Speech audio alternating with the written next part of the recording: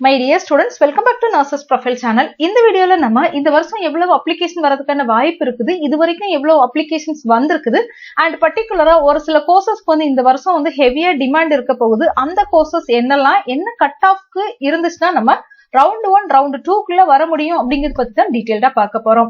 நம்மளோட சேனல் நீங்க என்ன சப்ஸ்கிரைப் பண்ணல அப்படின்னா சேனல் சப்ஸ்கிரைப் பண்ணிக்கோங்க. கூடவே அந்த பெல் ஐகானை ஆன் பண்ணி ஆல் அப்படிங்கிற ஆப்ஷன்ல வைங்க. மறக்காம நம்மளோட வாட்ஸ்அப் சேனல், டெலிகிராம் சேனல்ல ஜாயின் பண்ணிக்கோங்க. இந்த கிராஃப் பார்க்கும்போதே உங்களுக்கு தெரிஞ்சிருக்கும் எப்படி ஒவ்வொரு வருஷமும் அப்ளிகேஷன்ஸ் வந்து நமக்கு இன்க்ரீஸ் ஆயிருக்குது அப்படிங்கறத உங்களால வந்து பார்க்க முடியும். கண்டிப்பா இந்த வருஷமும் நமக்கு அப்ளிகேஷன் கூட தான் செய்யும். சோ வருஷம் அப்ளிகேஷன்ஸ் கூடுறதுனால காம்படிஷன் அப்படிங்கிறது இன்க்ரீஸ் ஆயிட்டே தான் இருக்கும்.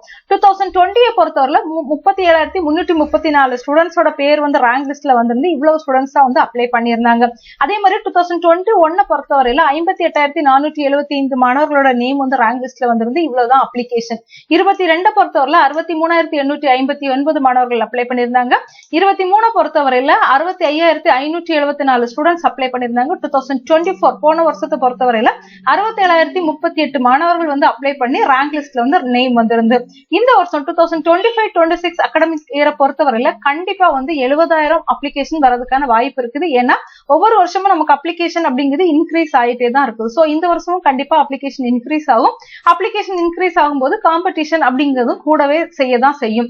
ஏன்னா மருத்துவத்துறையில எப்பவுமே நமக்கு வேலை வாய்ப்பு இருந்துகிட்டே இருக்குது அப்படிங்கிற காரணத்தாலதான் இந்த கோர்சஸ்குள்ள, அதாவது மருத்துவத்துறைக்குள்ள மாணவர்கள் வந்து கொஞ்சம் கொஞ்சமா மூவ் ஆகி உள்ள வந்துட்டே இருக்காங்க. அப்படிங்கிறது இந்த அப்ளிகேஷன்ஸ் வந்து இன்க்ரீஸ் ஆகிறத பார்த்தே நமக்கு வந்து தெரியும். அதே நேரத்துல தமிழ்நாடு கவர்மெண்ட் வந்து கவுன்சிலிங் நடத்துறாங்க அப்படிங்கிற அவேர்னஸும் இப்ப நிறைய பேருக்கு என்ன இருக்குது அப்படின்னு பாத்தீங்கன்னா தெரியுது. அதனால நம்பர் ஆஃப் அப்ளிகேஷன்ஸ் வந்து கண்டிப்பா இந்த வருஷமும் நமக்கு கூட தான் செய்யும். அண்ட் இது வரைக்கும் நமக்கு அப்ளிகேஷன் பாத்தீங்க அப்படின்னா நமக்கு 27ஆம் தேதி இன்னைக்கு 17ஆம் தேதி அப்ளிகேஷன் ஓபன் பண்ணாங்க. இது வரைக்கும் கிட்டத்தட்ட ஒரு 40,000-45,000 அப்ளிகேஷன்ஸ் வந்து ரீச் ஆகிறதுக்கான வாய்ப்பு இருக்குது. பட் இந்த அப்ளிகேஷன்ஸ் வந்து ஒரு 70,000 வரைக்கும் நமக்கு வரதுக்கான வாய்ப்பு இருக்குது. சோ அபிஷியலா இன்னும் மெடிக்கல் செலக்ஷன் கமிட்டில இருந்து எவ்வளவு அப்ளிகேஷன்ஸ் வந்து ரீச் ஆயிருக்குது அப்படிங்கிற இன்ஃபர்மேஷன் கொடுக்கல. பட் ஏறக்குறைய ஒரு 40,000-45,000 அப்ளிகேஷன்ஸ் வந்து ரீச் ஆகிறதுக்கான சான்சஸ் இருக்குது. சோ இந்த மாதிரி இருக்கக்கூடிய சூழ்நிலையில நீங்க ரவுண்ட் 1ல இல்லைன்னா ரவுண்ட் 2ல வந்துட்டீங்க அப்படின்னா ரொம்ப நல்லது. உங்களோட கட் ஆஃப் வந்து நல்ல கட் ஆஃபா இருந்து நீங்க ரவுண்ட் 1லயோ ரவுண்ட் 2லயோ வந்துட்டீங்க அப்படின்னா நம்ம ரொம்ப சேஃபர் சைட்ல இருக்கோம்னு அர்த்தம். நமக்கு வந்து கவர்மெண்ட் காலேஜோ இல்லைன்னா ஒரு நல்ல பிரைவேட் காலேஜோ கிடைக்கிறதுக்கான வாய்ப்பு இருக்குது. சோ இந்த ரவுண்ட் 1 ரவுண்ட் 2ல நீங்க வரணும் அப்படின்னா ரவுண்ட் 1ல வரணும்னா உங்களோட கட் ஆஃப் வந்து ஒரு 160க்குள்ள இருக்கணும். போன வருஷம் 160 வரைக்கும் உள்ள ஸ்டூடெண்ட்ஸை கூப்பிட்டாங்க. அதுக்கு முந்தின வருஷம் 175 வரைக்கும் தான் ஸ்டூடெண்ட்ஸை கூப்பிட்டாங்க.